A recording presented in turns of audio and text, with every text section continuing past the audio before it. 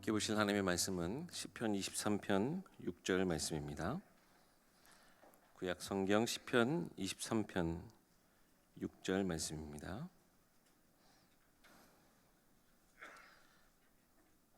봉독하겠습니다. 내 평생의 선하심과 인자하심이 반드시 나를 따르리니 내가 여호와의 집에 영원히 살리로다. 아멘. 우리 나영아 목사님 나오셔서 여호와로 인하는 제목으로 말씀 전해주시겠습니다. 오늘이 12월 첫 주일이죠. 내년에는 여러분들 뵐 수 있을지 모르겠습니다. 여러분들이 오락하면 오고 오지 말라고 하면 안 오고. 여러분 시편 23편 이제 오늘 마지막 설교를 드리는데, 첫 시간에 제가 말씀드릴 때 시편 23편은 그 앞에 22편하고 그 뒤에 나오는 24편 사이에 있다 그랬죠. 이 사실이 굉장히 중요하다 그 말씀드렸잖아요. 22편과 24편 사이에 있다고는 사실 중요하다 그랬는데, 우리가 이제 성탄절을 앞두고 우리 예수님을 묵상해 보면은 만왕의 왕이신 이 예수님께서 시편 22편 보면은 엘리 엘리 라마 사막다니 나의 하나님 어찌하여 나를 버리시나이까. 왕이신 그분이 십자가상에서 가장 처절한 죽음을 당하십니다. 가장 가혹하고 어떻게 보면 진노와 저주 아래서 죽음을 당하시잖아요. 왕이신 그분이. 여러분 세상의 왕들을 보면은 어떤 왕도 자기 백성을 위해서 죽는 사람이 없습니다. 오히려 자기 백성들로 하여금 왕인 자기를 위해서 죽기를 강요해요. 그리고 죽는 자를 향해서 충성되다 그래요. 자기 백성이 왕인 자기를 위해서 죽어주면 충성스럽다 칭찬을 해주고 상을 줘요, 세상 왕들은. 그런데 우리의 왕이신 예수님은 반대로 자기가 철저하게 모든 저주와 진노를 다 당하시면서 가시멜론 쓰시고 창으로 옆구리에 찔리시면서 모든 피를 다 흘려주시면서 죽어주시잖아요. 그분이 우리의 목자시거든요. 그 목자 되신 주님께서 흘리신 그 피 흘린 몸으로, 찢기신 살의 몸으로, 가시멜론 쓴 그 몸으로 우리의 손을 붙잡아서 24편 보면은 영광의 문으로 들어가십니다. 그 영광의 문으로 들어가서 그 영광 가운데 계시면서 허물된 우리를 그 영광 가운데 인도해 주세요. 영광의 보좌로 우리를 인도하시고 그 영광을 보면 누리게 하십니다. 그 과정이 23편이에요. 그런데 오늘 본문 보면은 내 평생의 선하심과 인자하심이 반드시 나를 따르리니, 이 말씀 보면은 그 왕 대신 우리의 목자 예수님께서 가시멜론 쓰시고 창으로 옆구리에 찔리시고 흘리신 그 피 흘리신 그 몸으로 못자국 난 그 손으로 우리를 붙잡아서 그 영광을 인도하는 그 과정이 바로 23편이에요. 그 과정이, 그 목자신 주님께서 그 찢기신 몸으로 창자국 난 그 손으로 우리를 잡고 영광의 문을 통과해서 그 영광의 보좌로 우리를 인도해 주시는 그 과정이 시편 23편입니다. 주의하셔야 돼요. 그 과정 속에서 십자가에서 출발돼 가지고 영광의 문으로 들어가는 그 과정 속에서 평생에 우리가 하나님의 선하심과 인자하심을 맛보아 하는 것입니다. 따라서 우리가 주님의 그 선하심과 인자하심을 평생 맛보는 데 있어서 그 주님, 십자가의 주님을 우리가 바라보고 있는가, 그 주님이 내 손을 붙잡고 나를 인도하시는 그것을 몸으로 느끼고 있는가 하는 거예요. 나 같은 죄인을 하늘의 영광의 그 보좌로 인도하시는 그 은혜를 날마다 순간마다 숨 쉬는 순간마다 느끼며 감사하고 있는가 하는 거예요. 여러분 한번 생각해 보세요. 그 주님을 생각해 보세요. 나같이 천한 것을 십자가의 주님이 내 손목 잡고 인도해서 그 영광 가운데로 인도하세요. 그 영광의 과정, 그 과정 속에서 우리가 하나님의 선하심과 인자하심을 몸으로 느끼면서 감사하고 찬양하고 노래하는 겁니다. 그 노래를 여러분 부를 수 있어야 돼요.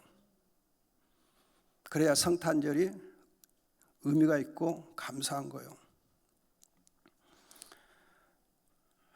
제가 지난번에도 말씀드렸는데 제가 예일교회를 너무 좋아합니다. 왜 좋아하는지 모르겠어요. 너무 좋아요. 사실은 이 시편 23편을 제가 여러 번 설교를 했어요. 여러 교회에서. 금년 초에도 설교를 했어요. 설교 원고가 다 있어요. 그 원고 가지고 설교하면 돼요. 그때도 은혜를 많이 함께 나눴거든요. 그런데 이번에 제가 그 원고 가지고 설교하려고 그랬어요. 근데 하나님께서 야, 예일교회는 다르다. 설교 다시 준비해라. 야, 지난번 설교 다 깡그리 무시하고 다시 해. 그러면서 말씀을 다시 주셨어요. 하나님이 여러분을 많이 사랑하십니다. 제가 그걸 몸으로 느껴요. 그래서 감사해요. 저는 설교할 때에 거의 찬송 안 합니다. 설교 중에는 찬송 거의 안 해요. 아마 내 평생 한 서너 번쯤 한 것 같아요. 근데 오늘은 제가 정말 노래할 줄 모르는데 저는 중학교 고등학교 다닐 때 맨날 음악은 미양 그랬어요. 그래서 선생님이 조금 미안하면 미 주고 부담 없으면 양 주고 그랬어요. 미양 받다가 제가 우등상을 못 받았어요. 음악 때문에 우등상 못 받았어요. 근데 신대원에 갔을 때도 제가 처음에 69년도에 장신대를 1년 다닌 일이 있습니다. 근데 1년 다니다가 제가 1년 다니고 휴학하다 보니까 이제 그냥 학교를 안 다니게 됐는데 그때에도 신대원 1학년 때 교회 음악이 들었더라고요. 노래도 못 들은 주제가 또 음악 이론도 못해요. 그래서 그 교회 음악 시간 수업에 또 점수를 잘 못 맞았어요. 우군가 맞았는가 하여튼 비학제 맞았는가 그랬어. 그것 때문에 장학금 못 받았어요. 교회 음악이 제 발목을 많이 잡았습니다. 음악이. 그래도 목자인 주님의 은혜를 감사해서 이 시간 찬송을 하나 부르고 싶습니다. 허락해 주시렵니까? 여러분 귀가 좀 안 좋을 거예요.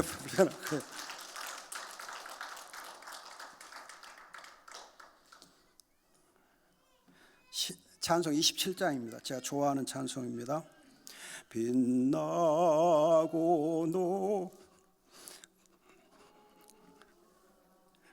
네, 잘 안 되네요. 미안합니다. 다시 시작할게요.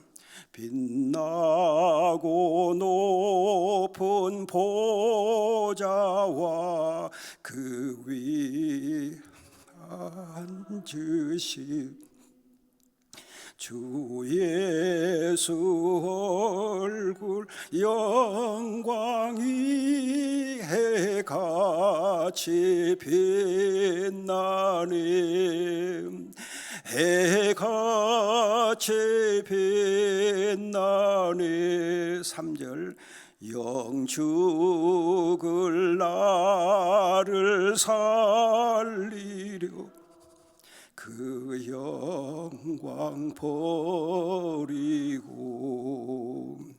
그 부끄러운 십자가 날 위해 지셨네 날 위해 제셨네. 나 이제 생명의 숨은 주님의 은혜요. 저 사망 권세 예견이 품 넘치네. 큰 기쁨 넘치네. 주님의 복 있는데 전한 몸 이르러 그 영광 몸소 배울 때 뿜 넘치리. 내 기쁨 넘치리. 아멘. 이렇게 찬송을 못해요. 미안합니다. 이렇게 미양마저 당연해요.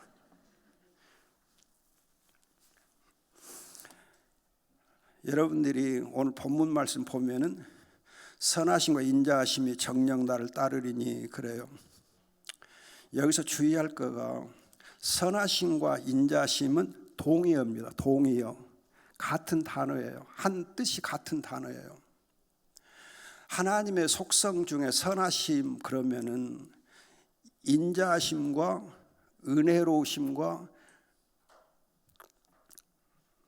또 긍휼하심, 인애, 은혜, 긍휼 이 세 가지를 가리켜서 하나님의 선하심의 속성 그래요. 신학적으로 성경적으로 하는 말입니다. 하나님의 선하심 그러면은 은혜, 인애 여기서는 인자로 번역하는데 인애 그리고 긍휼 이 셋을 가리켜 하나님의 선하심이다 그래요. 그러면 그 은혜와 인애와 긍휼 그 세 단어 중에서 다 중요한데 오늘 본문에서는 인애하심이 대표적으로 선하심에 대한 나타내는 단어입니다. 그걸 여러분 주의하셔야 돼요. 선하심 따로 인자하심 따로 있는 거 아니고 선하심 가운데 대표적인 속성이 인애하심이에요. 그래서 오늘 이 시간에 여러분들에게 하나님의 선하심이 무언가 오늘 이제 이 시편 23편 전체적으로 볼 때에 하나님의 선하심을 우리가 어떻게 몸으로 느낄 수 있는가 하는 거예요. 몸으로 느낄 수 있는가. 거듭 여러분들 강조하고 싶은 건데 우리의 생애 속에서 우리가 하나님과 동행한 믿음으로 산다 하면서 하나님의 인애하심, 하나님의 선하심을 몸으로 우리가 느끼지 못하면 그건 아니에요. 그건 믿음이 아니에요. 여러분들 믿음으로 살면은 하나님의 인애하심을 내 몸으로 느껴야 돼요. 내 몸으로, 내 마음으로, 내 몸으로 느껴야 돼요. 몸으로 느끼셔야 돼요. 여러분들이 이제 가족 간에도 부부 간에도 부모와 자녀 간에도 사랑을 몸으로 느껴야 되지 않아요. 몸으로 느껴요. 몸으로 느끼지 못하는 사랑은 사랑이 아니에요. 말로만 입으로만 느껴서 말로만 해서 되겠어요. 안 되지요. 그럼 여러분 하나님의 은혜가 뭔가 여러분 은혜에 대해서 좀 더 깊이 생각하셔야 돼요. 우리가 생각하는 그 성경에 말하는 은혜는 흔히 우리가 공짜로 생각하기 쉬운데 공짜가 아니고 은혜는 기본적인 뜻은 호의, goodwill, 호의, 선하신 뜻, 선한 마음가짐, 선한 뜻을 두고 호의, 은혜라 그래요. 여러분들이 예를 들어서 노아가 창세기 6장 8절을 보면은 하나님 은혜를 입었더라. 그래 은혜를 입었더라. 그러면 노아 시대를 생각해 보시면 노아 시대는 폭력이 심했어요. 폭력이 심하고 사람들이 생각하는 막 악하고 그랬잖아요. 부패하고 악하고. 그렇게 모든 세상 사람들이 부패하고 악하고 폭력이 심할 그때에 하나님에게 노아가 은혜를 입었어요. 그럼 은혜 입은 노아가 어떻게 살았는가 생각해 보세요. 은혜가 어떻게 나타났는가? 노아가 하나님과 동행했어요. 동행해요. 그리고 그 악한 세대에서 하나님의 말씀에 순종해서 방주를 지어요. 그럼 방주를 몇 년 동안 지었어요? 120년. 여러분, 하나님의 인도하심에 순종할 때에 120년 동안 오랜 세월 동안 오랜 세월 동안 며칠만 순종하고 만 거 아니고 오랜 세월 동안 하나님께 순종하고 하나님과 동행해요. 그것이 은혜예요. 그리고 홍수의 심판에서 구원을 받아요. 그 부패함과 폭력과 악함을 이겨내고 구원을 받아요. 그럼 은혜가 뭐예요? 하나님과 동행할 수 있는 힘, 하나님과 동행할 수 있는 목자 되신 예수님의 그 팔에 붙잡혀서 그 손에 붙잡혀서 그 예수님과 동행할 수 있는 힘, 그것이 은혜예요. 이 악한 세대에, 폭력이 심한 이 시대에, 불의와 불법이 심한 이 시대에 그 예수님의 손에 붙잡혀서 하나님과 동행할 수 있는 것, 심판에서 구원받을 수 있는 그 힘, 말씀에 순종할 수 있는 그 믿음, 그것이 바로 은혜예요. 여러분, 이 시대가 악하지 않아요. 이 시대가 너무 부패하고 폭력이 심하잖아요. 이 악하고 폭력이 심한 이 시대에 하나님의 말씀 붙잡고 그 예수님의 손에 붙잡혀서 하나님과 동행할 수 있는 그것이 바로 은혜예요. 그래서 여러분들이 이 시대를 이겨내야 돼요. 이 시대의 악한 그 홍수에 여러분 말려 들어가서 홍수에서 말려 들어가서 실종되면 안 돼요. 죽으면 안 돼요. 이 홍수 속에서 우리가 이겨내야 돼요. 그것이 은혜예요. 그 다음에 여러분들 모세경을 보면은 출애굽기 33장 12절 19절을 보면은 모세가 자기 백성들이 너무 부패하고 타락해가지고 하나님께서 야 도저히 내가 이 백성들 못 보겠다, 못 참아 주겠다, 나 이것들 포기하란다, 나 이스라엘 백성 포기하는데 내가 이것들 애굽에서 이끌어낸 것 정말 내가 속상하다, 나 포기하란다, 내가 이들하고 같이 안 갈란다. 그럴 때 모세가 하나님 기도해요. 은혜를 베풀어 주옵소서. 은혜를 베풀어 주옵소서. 이 백성 은혜를 베풀어 주옵소서. 같이 가옵소서. 이 백성이 은혜를 베풀지 않으면 이 백성이 어떻게 되겠습니까? 하나님 제발 좀 은혜를 베풀어 주옵소서. 그렇게 중보기도 하는 것이 바로 출애굽기 33장이에요. 그래서 하나님께서 그 부패하고 악한 백성들을 포기하지 아니하시고 더 이상 실망하지 아니하시고 내가 이 백성 함께 가겠다 하고 베푸신 게 바로 하나님의 은혜예요. 부패한 자기 백성과 끝까지 함께 동행하고 그리고는 구름기둥과 불기둥으로 하나님의 영광을 보여주면서 그 영광 가운데서 인도함 받도록 하는 것이 바로 은혜예요. 은혜. 그럼 생각해 보세요. 하나님 우리에게 은혜를 주시니까 정말 악한 우리들의 꼴을 보시고 참아주시는 거죠. 그리고 우리 주님이 피 묻은 손으로 못자국 난 그 손으로 우리를 붙잡고 이끌어 가시는 거죠. 포기하지 아니하신 것, 실망하지 아니하시는 거죠. 실망하지 아니하신 것이 얼마나 큰 은혜입니까?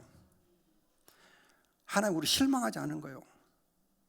여러분들이 자식들을 키우다 보면 꼴도 보기 싫어갖고 그냥 아이고 내가 왜 너를 놔둔고 그럴 때가 있잖아요. 그리고서도 내 새끼란 내가 포기는 또 못하겠다 하고 또 끌고 가거든요. 그런 거 똑같아. 하나님이 꼴도 보기 싫은데도 불구하고 한두 번 실망한 거 아닌데도 불구하고 붙잡아서 이끌어 가세요. 그런가 하면 여러분들이 다윗을 생각해 보세요. 다윗 하나님의 마음에 합하다고 했고 하나님께서 성령 충만하게 부어주셔서 그가 수금을 타면 악령들이 떠나가게 하시고 그렇게 또 싸움터에 나가서 싸울 때마다 하나님이 함께 승리하게 하셨던 그 다윗이 실망스럽게도 밧세바와 간음하고 밧세바 남편 우리아를 전쟁터로 내보내서 죽게 만들고 그렇게 참 하나님을 실망시켰던 게 다윗이거든요. 그런데 그 다윗을 하나님께서 여러분 시편 32편 보세요. 시편 32편 보시면은 허물의 사함을 받고 자신의 죄가 가려진 자는 복이 있도다. 하나님께서 다윗의 허물을 용서해 주시고 그 죄를 가려 주십니다. 여러분 또 시편 51편을 보세요. 시편 51편 1절 보시면은 하나님이여 주의 인자를 따라 내게 은혜를 베푸시며 주의 많은 긍휼을 따라 내 죄악을 지워 주소서. 여러분 하나님께서 다윗의 이 죄를 용서하고 다윗의 죄를 가려주실 때에 무엇으로?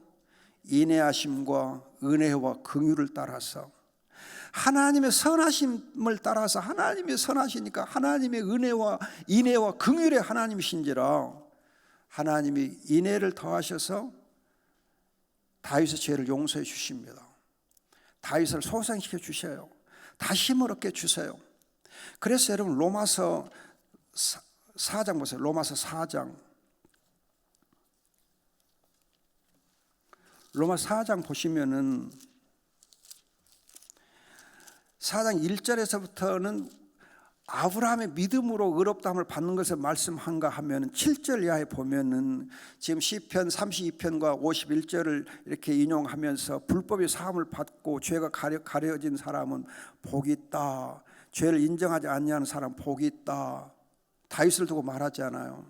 그러면 이 본문과 아까 시편 50편 연결해서 보면은 하나님께서 은혜와 인애와 긍휼로 죄를 용서해 줌으로 해서 그가 하나님의 의롭다함을 받거든요.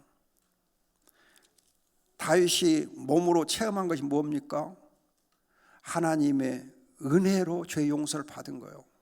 그 죄 용서를 받음으로 말미암아 다윗이 소생됐거든요. 다시 새로 힘을 얻고 하나님이 바로 서게 됩니다. 은혜는 죄를 용서해 주는 거예요. 은혜는 죄 용서받게 하시고 다시 소생되게 하시고 일으켜 세워서 의의 길로 가게 해주시는 그 힘이 바로 은혜예요. 의의 길로 걸어갈 수 있는 힘을 주는 것이 우리에게 힘을 북돋아 주는 게 바로 은혜예요. 다윗으로 하여금 의의 길로 다시 걸어갈 수 있도록 붙잡아 세워준 것이 은혜예요. 여러분 예수님을 보면 어린 아이 예수님 보면 누가복음 2장 40절 보면 그가 하나님의 은혜로 키와 지혜가 자라더라 그래요. 은혜가 충만해서 키와 지혜가 자라더라. 여러분 왜 하나님께서 소년 예수님이 은혜 가운데서 키와 지혜가 자라게 하셨는가? 소년이니까 키와 지혜가 자라야 마땅하지요. 그러나 왜 누가복음에서 그 소년 예수님이 은혜로 키와 지혜가 자라나게 했다 그렇게 말씀하고 있는가? 여러분 2장 다음에 보면 누가복음 3장인데 3장은 세례 요한에 대한 얘기가 되어 있고 그리고 2장 사실은 그 40절이 어디로 바로 연결되면 4장으로 연결돼요. 4장으로 3장은 가로로 묶여져 있고 4장으로 바로 연결돼요. 그럼 4장 보시면 어떻게 돼요? 성령 충만해서 광야에서 시험을 받으시고 그리고 나서 시험을 이긴 다음에 성령 충만과 성령의 권능으로 주의 복음을 전하더라 그래요. 자, 이걸 보면 예수님의 경우도 은혜가 임함으로 말미암아서 성령 충만 성령의 권능으로 하나님의 복음을 힘있게 선포할 수 있도록 하십니다. 은혜가 있으니까 성령 충만 성령 권능 받고 하나님 나라의 복음을 전하게 되는 거예요. 은혜가. 여러분 예수님도 은혜가 임하니까 성령 충만 성령 권능 가운데 복음을 전해요. 우리도 은혜 없으면 아무것도 아니요. 은혜 없으면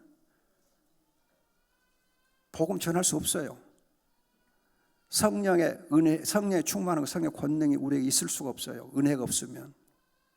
그 다음에 여러분들이 이 예수님의 경우와 또 비교해서 사도행전을 보면 스데반을 보세요. 사도행 6장에는 스데반을 보세요.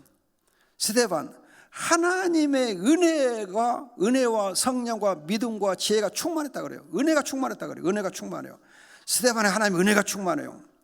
은혜가 충만하니까 하나님께서 능력을 주시고 성령 충만하게 하셔서 그 스데반을 통해서 놀라운 표적을 행하시고, 그리고는 그 돌 무더기에 맞아 죽으면서도 영광의 주님을 보면서 하나님을 찬양하고 순교해요. 악을 이길 수 있는 힘을 하나님 주셔요. 악을 이겨낼 힘을 주세요. 은혜가 있으니까.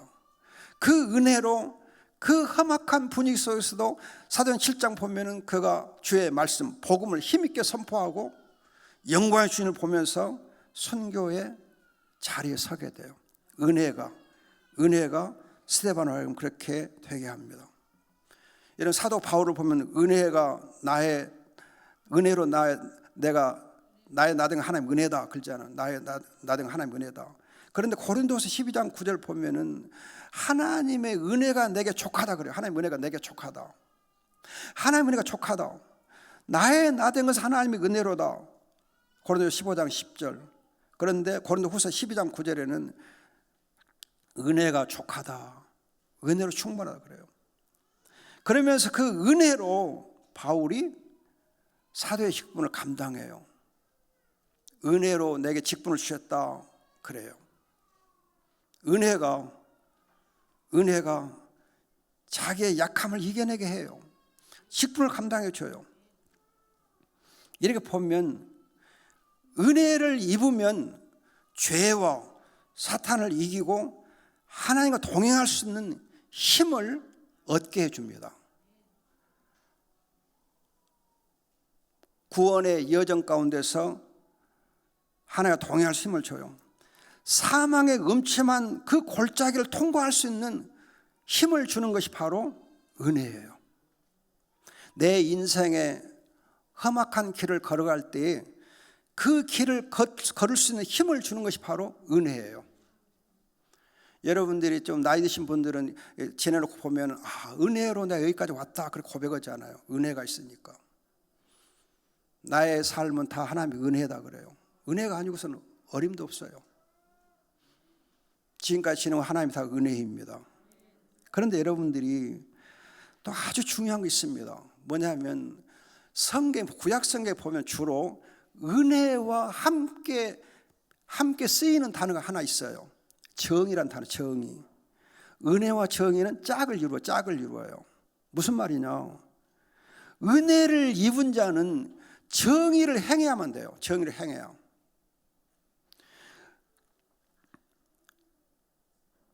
은혜는 정의가 있어야 돼. 그 정의가 없는 은혜는 은혜가 아니에요. 정의라고 하는 것은 법이에요. 미안합니다. 그 정의란 단어가 법이란 단어가 한 단어인데, 다시 말하면 은혜는 법과 함께 행해야 돼요. 법대로 행해야 은혜예요. 여러분, 흔히 우리가 지금 장로님들 주로 많이 경험하시는데, 노회 같은 데 회의 가면은 법이요 그러면은 은혜로 합시다 그러면 은혜하고 법이 서로 상충되는 생각하는데 천만에요. 그걸 안 해요. 은혜는 법이 없으면 은혜가 아니에요. 법이 없는 은혜는 은혜가 아니에요. 여러분 정말 주의하셔야 돼요. 그러니까 회의할 때 법이요 그러면 은혜요 그러면 안 돼요. 법이요 그러면 은혜로 합시다 아니에요. 법대로 하는 것이 은혜로 하는 거예요. 여러분 정의, 법이라는 게 뭐냐 하면, 법이란 글자 한자를 보시면은 물수변에 가을 것자예요. 그렇죠? 물수변에 가을 것자가 법이란 단어예요. 그 법이 뭐냐? 물이 잘 흘러가게 해주는 것처럼 하는 것이 바로 법이에요. 이 세상이 물 흘러가듯이 잘 흘러갈 수 있도록 해주는, 자유롭게 흘러갈 수 해주는 것이 바로 법의 기능이에요. 그럼 은혜를 우리가 받으면 하나님의 말씀대로 잘 순종하고 하나님과 동행하면서 그렇게 우리의 삶을 자유롭게 살 수 있게 하는 것이 바로 은혜요, 정의예요.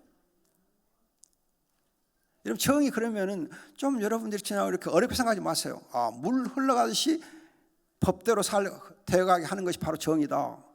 하나님의 말씀의 법대로 살게 해주는 것이 바로 은혜예요. 그래서 은혜는 법대로 사는 힘이에요. 정의가 정의되게 해주는 게 은혜예요. 하나님의 말씀대로 순종하며 삶을 살 수 있게 해주는 힘, 은혜예요. 그래서 은혜와 정의는 같이 가요. 은혜와 정의가 같이 가야 이 세상이 살만한 거예요. 은혜와 정의가 같이 가야 이 교회가 교회답게 될 수 있는 거예요. 은혜와 정의가 같이 가야 우리의 삶이 행복한 거예요. 믿음 삶이 행복해요. 구원의 우리 여정이 행복한 거예요. 은혜를 잘 입어서 노아처럼 은혜를 입어서 하나님과 동행하는, 또 그래서 삶의 음침한 골짜기도 잘 통과할 수 있는 복을 누립시다. 그 다음에 두 번째는 인애. 인자로도 번역되는데 인자라는 번역보다 인애란 말이 더 맞습니다. 인애. 여러분, 인애는 변함없는 언약적 사랑을 두고 인애 그래요. 언약의 사랑, 언약적 사랑을 두고 인애 그럽니다. 그래서 이 은혜는 아버지와 자녀 간의 사랑, 남편과 아내 간의 그 깊은 사랑을 두고 인애 그래요. 아버지는 자식을 위해서 모든 것을 다 쏟아 부어서 사랑을 베풀어요. 여러분, 부모들은 정말 자식을 위해서라면 그냥 자기의 모든 것을 다 쏟아 부어줘요. 피땀나게 수고해가지고 재산을 열심히 모아서 자식들에게 넘겨줘요. 그런데 여러분, 자녀들이 피땀 흘려서 재산을 모아가지고 부모를 위해서 주는 자녀 있어요? 자기가 모두 피땀 흘려서 모은 재산을 몽땅 다 털어가지고 몽땅 다 털어서 아버지 이름 쓰세요 하고 주는 자식 있어요? 없어요. 없어요. 절대 없어요. 그러나 부모는 자기의 모든 것을 다 쏟아 부어서, 혹시 재물을 모았다 해보세요. 그럼 그 재물을 어떻게 해요? 자기들은 다 물려주잖아요. 하나도 남기지 다 물려줘요. 모아서 물려줘요. 자기가 가지고 있는 권세까지도 물려주길 원해요. 자기가 가진 모든 명예까지 물려주길 원해서요. 그래서 목사님 아버지는 자기 자식을 목사로 만들어서 그냥 이 목사로서 이렇게 명예를 누리게끔 해주려고 뼈 빠지게 기도하거든. 뼈 빠지게 기도하거든요. 제 손후에 동서가 계시는데, 동서가 계시 지금 나이가 90 한 둘, 셋 되셨어요. 근데 이 동서 분이 목사님이세요. 근데 그 아들도 목사예요. 근데 그 아들의 아들도 목사예요. 3대가 목사예요. 지금 다 그 동서 살아 계시니까 이 3대가 지금 살아 있어서 3대가 목사거든요. 그러면서 그러더라고요. 내가 생각해 보면 참 하나님 복을 받은 자다. 어떻게 3대째 목사냐? 이거 정말 큰 복이다. 감사하더라고요. 그래요, 여러분. 자기 자녀에게 물질뿐만 아니라 명예와 권세까지 물려주고 싶은 것이 부모의 마음이에요. 그것이 인애. 그것이 인애예요. 인애. 그럼 여러분, 성경에서 우선 신명기 7장 9절 한번 보겠습니다. 신명기 7장 9절 한번 보고 야곱 말할게요. 신명기 7장 9절을 보시면은, 신명기 7장 9절,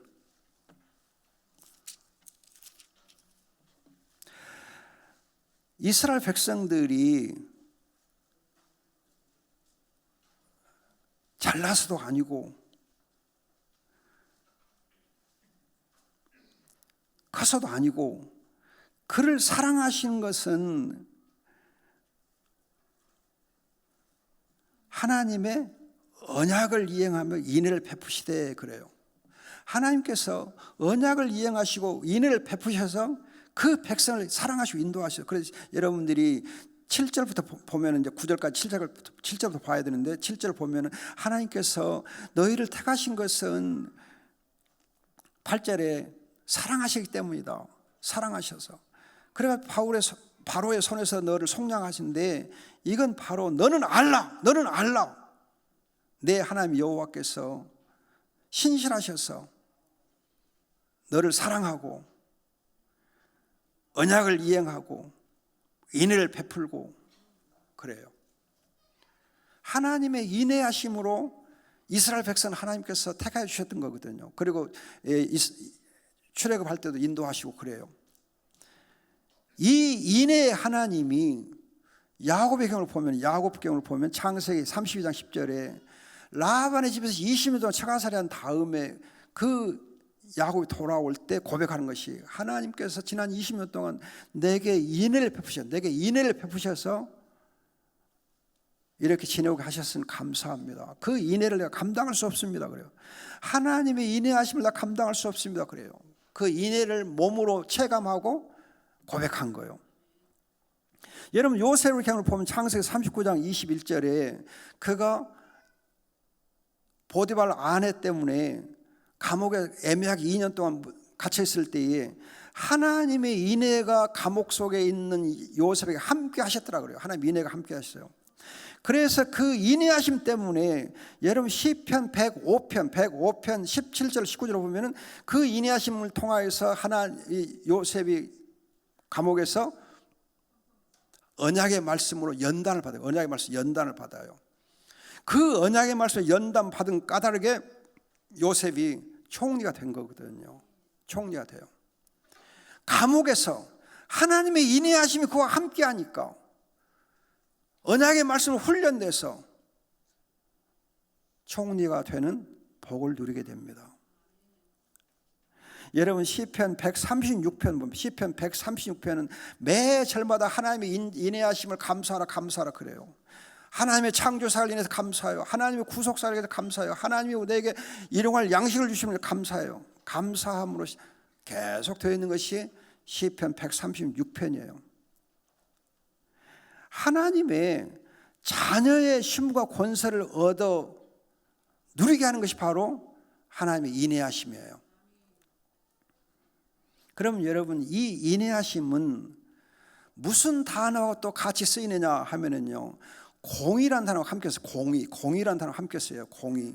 아까 은혜는 정의와 함께 쓰인다고 했잖아요. 그런데 이 인애란 단어는 공의란 단어가 함께 써요. 공의란 단어. 그럼 공의가 뭐냐?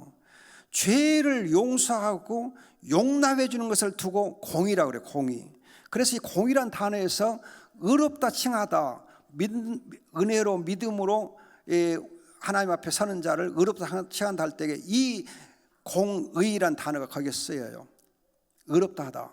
의롭다 하는 건 죄 용서하거든요. 죄를 용서하고 하나님의 자녀의 신분과 권세를 얻도록 해주는 것이 바로 공의예요. 공의. 이 공의가 인애와 같이 가요. 하나님의 인애를 베풀어서 우리의 모든 죄와 허물을 용서해 주시고 그리고 하나님 앞에 의롭다함을 받아서 하나님의 자녀의 신분과 권세를 누리게 해주십니다. 이거 인애와 공의예요. 인애와 공의 같이 가요. 그럼 여러분들이 정말 하나님의 이 인애하심, 하나님이 나를 용납해 주신 그 공의로우심, 그래서 내가 하나님의 자녀의 신분과 권세를 얻어 누리는 가운데 참 행복할 수 있게 해주신 그것을 몸으로 느끼고 있는가 하는 거예요. 몸으로 느끼고 있는가. 그 다음에 세 번째 긍휼이라는 단어. 긍휼. 이 긍휼이라는 단어의 뜻이 뭐냐면 함께 아픔을 나누는 깊은 속정, 함께 아픔을 나누는 깊은 속정을 가리켜서 긍휼이라 그래요. 긍휼. 깊은 속정. 무슨 깊은 속정? 아픔을 함께 나누는, 상대방 아픔을 함께 나누는 깊은 속정이 바로 긍휼이에요. 여러분은 어머니 아버지 생각 보면은 어머니 아버지가 자식이 아팠어. 그럼 어떻게 해요? 그 자식의 아픔을 밤새껏 함께 나누어, 마음으로 함께 나누어, 깊은 정을 가지고 아픔을 함께 나누는, 그걸 두고 긍휼이라 그래요. 오늘 보니까는 자리가 그래도 그렇게 많이 빈 것 같지는 않지만은 그래도 자리가 좀 비어 있네요. 장로님 중에 어떤 분이 뭐 코로나로 걸려갖고 오늘 못 오신다고 그러더라고요. 마음이 아프네요. 여러분, 정말 부모의 마음, 자녀의 아픔을 함께 나누는 깊은 속정, 그걸 긍휼이라 그래요. 여러분들이 에베소 2장에 보면은 허물과 죄로 죽었던 우리를 그리스도 함께 살리셔서 하나님의 하늘 보좌로 함께 앉게 해주셨다. 긍휼의 하나님이에요. 긍휼의 하나님. 여러분, 우리가 정말 허물과 죄로 죽었던 우리인데 하나님이 정말 목자 되신 예수 그리스도께서 그 피 묻은 손으로, 못장난 손으로 우리를 붙잡아서 우리를 하여금 소생되게 하시고 의의 길을 걸어서 마지막 영광의 자리로 나갈 수 있도록 해주시는 그 마음이 바로 긍휼이에요. 긍휼이 없이는 하나님 살 수가 없어요. 연약한 우리들을 소생시켜서 믿음의 경주를 다하게 하시고 믿음의 선한 싸움을 다 싸울 수 있도록 그렇게 해주시는 사랑이 바로 긍휼이에요. 그런데 이 긍휼이라는 단어는 공정이라는 단어와 함께 갑니다. 공정이라는 단어 함께 쓰여요. 공정이라는 단어. 그럼 여러분, 공정 그러면 조금 부담스러운 단어거든요. 공정에다 아이고 힘들어. 근데 사실 공정이라는 단어는 무슨 뜻이냐 하면은요, 연약한 자의 연약함을 도와줘서 그 연약한 자라면 다시 힘을 얻게 도와주는 걸 가리켜서 공정 그래요. 공정. 약한 자에게 힘을 실어주는 걸 두고 공정이라고 그래요. 여러분, 공정 거래한다 할 때 공정거래가 뭐냐면 대기업이, 힘이 있는 대기업이 힘이 없는 중소기업으로 하여금 힘을 얻도록 자금 지원을 해주고 도와주는 걸 두고 공정 그래요. 공정. 여러분, 공정을 하는 말은 그냥 저울질하고 공평하다 그게 아니고 그건 정의라고 그래요. 정의. 공정은 약한 자로 하여금 힘을 얻게 해줘서 강한 자와 함께 더불어서 행복하게 살 수 있도록 생존권과 행복권을 보장해 주는 걸 두고 공정 그래요. 공정. 성경에 말하는 공정 그거예요. 부유한 자가 스스로 가난해져 가지고 베풀어 주는 것이 공정이에요. 그러니까 긍휼한 마음 없으면, 깊은 속정 없이 공정을 행할 수가 없어요. 아픔을 함께 나눌 수 있는 긍휼이 없이는 공정을 못 행해요. 또 공정이 없이는 긍휼도 못 행해요. 긍휼 없는 공정 없고 공정 없는 긍휼이 없어요.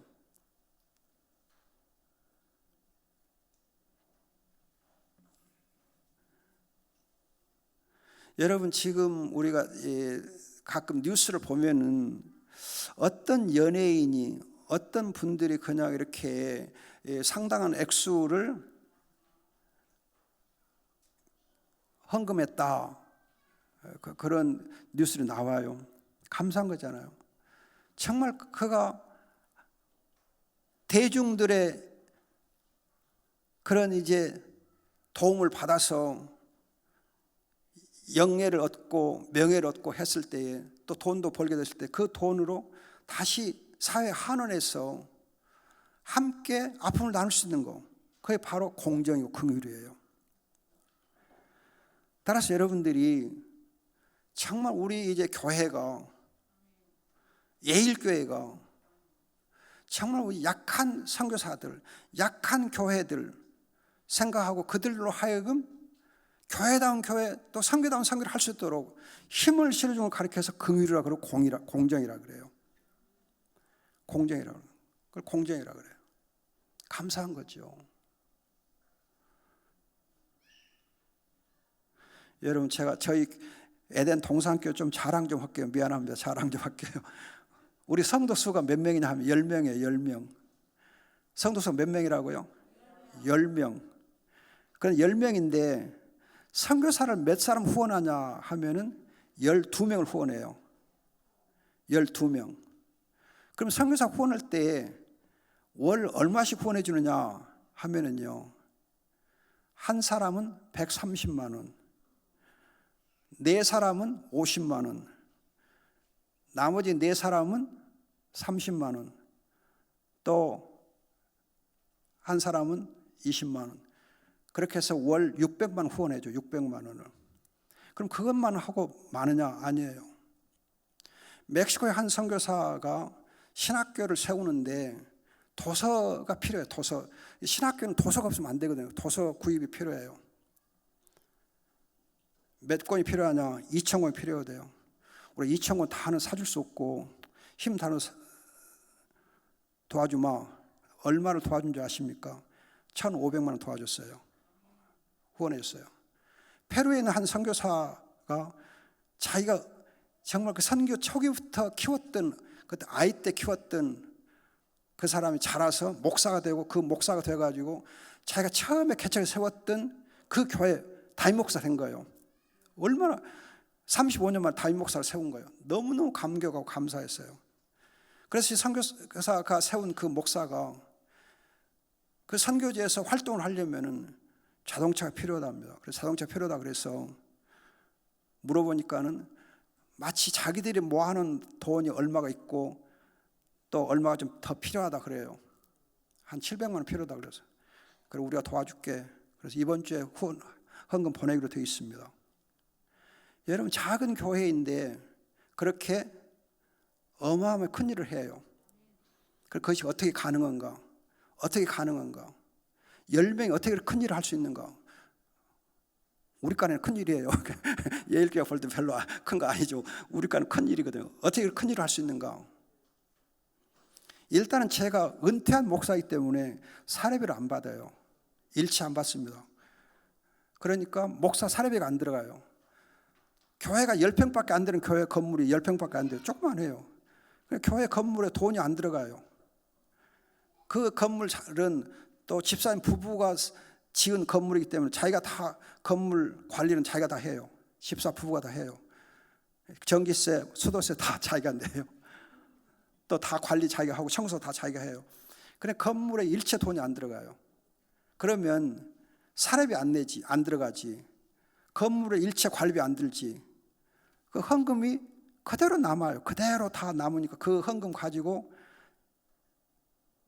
선교와 구제에만 쓰게 돼 있어요. 100% 다. 얼마나 감사해요. 그렇게 교회가 선교와 구제 100% 헌금을 사용하니까 외부에서 천사들을 동원해서 후원해 주는 것이 상당히 많아요. 오늘 또 300만 원 헌금 들어왔어요. 외부에서. 감사한 거죠. 우리가 아는 사람 아니에요. 그냥 이렇게 어떻게 하나님께서 천사를 통해서 까마귀가 이렇게 물어다 주듯이 물어와요. 감사해요. 여러분, 우리가 이 멕시코 후원할 때도 우리 교회가 헌금을 한 거 아니에요. 어떤 한 집사 부부가 헌금해 온 거예요. 얼마를 1,200만 헌금해 왔어요. 후원해 왔어요. 목사님, 제가 돈을 좀 모아놨는데요. 목사님 어디 쓸 데 있어요? 그래, 선교 하는데 도서 후원금으로 좀 돈이 필요하다. 보낼게요. 보내라. 그래서 돈 거예요. 그러니까 여러분, 하나님께서 하나님의 일을 열심히 하면 하나님이 도와주시더라고요. 많은 사람 통해 도와주세요. 그래서 저희 에덴 동산교회는 우리 성도는 10명 뿐인데 후원하는 사람이 많아요. 외부 후원을 많이 해줘요. 그런데 후원을 하는데 어떻게 와서 후원하느냐? 저희 교회에 기도하러 오는 사람이 많아요. 기도하러. 그냥 자기들끼리 와서 기도하고 가요. 제가 뭐 기도에 인도 안 해요. 자기들 와서 기도하고 응답받고. 그런데 교회가 참 하나님 은혜로 기도 응답이 잘 되는 교회로 소문났어요. 저희 교회 와서 기도하고 나면 응답 다 받아요. 또 치유가 돼요. 기도하고 나면 치유가 되고 영적 치유, 육적 치유 다 돼요. 또 문제가 해결되는 것이 많아요. 전번 수요일 날도 어떤 한 전혀 모르는 생판 집사가 하나 왔어요. 보니까는 꼭 황수 부사리 같더라고요. 여집사인데 황수 부사리 같아. 아주 고집 세고 대가 세요.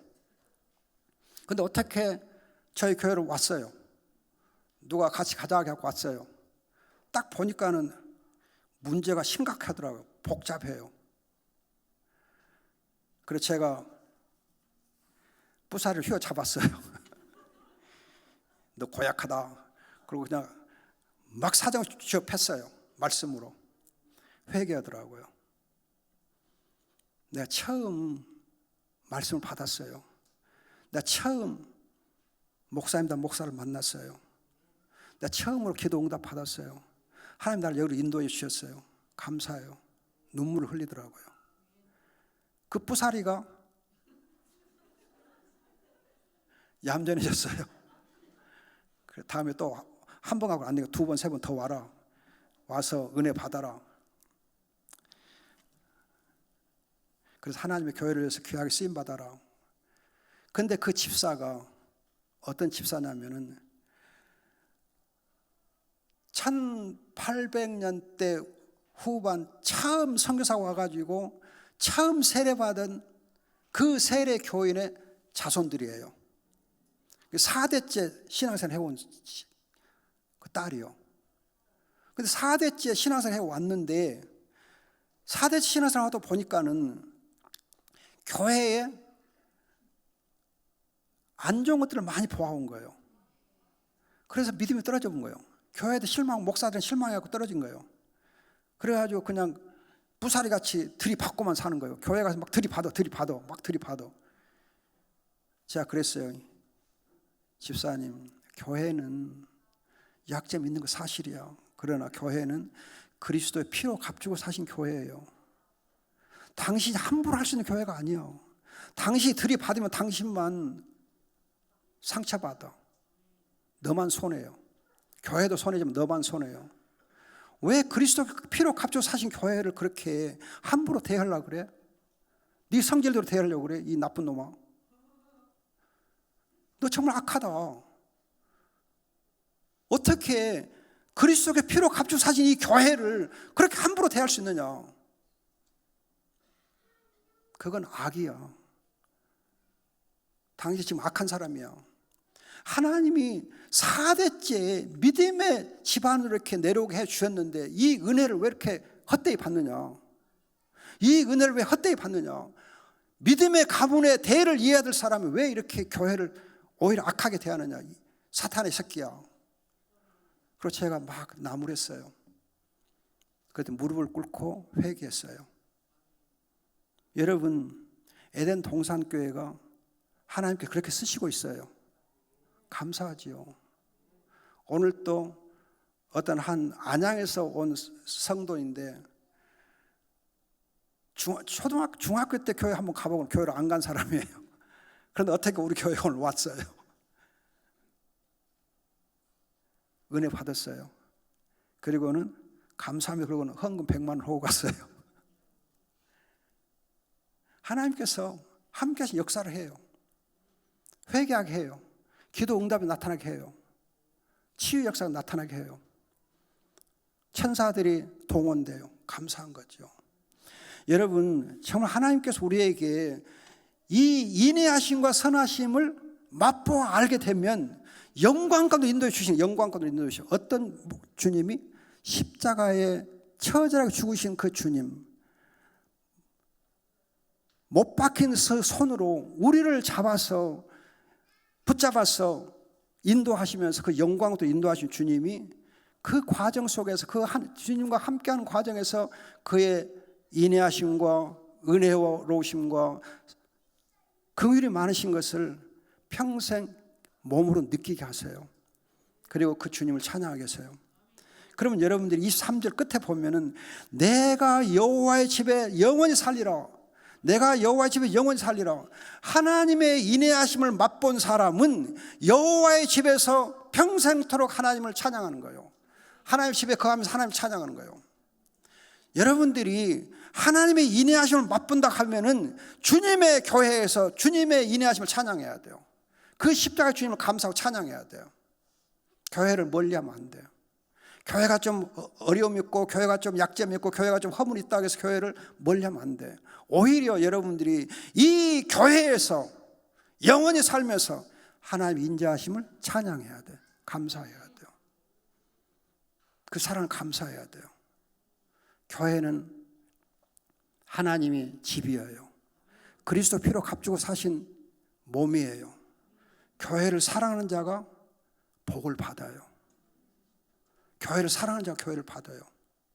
교회를 사랑해야 돼요.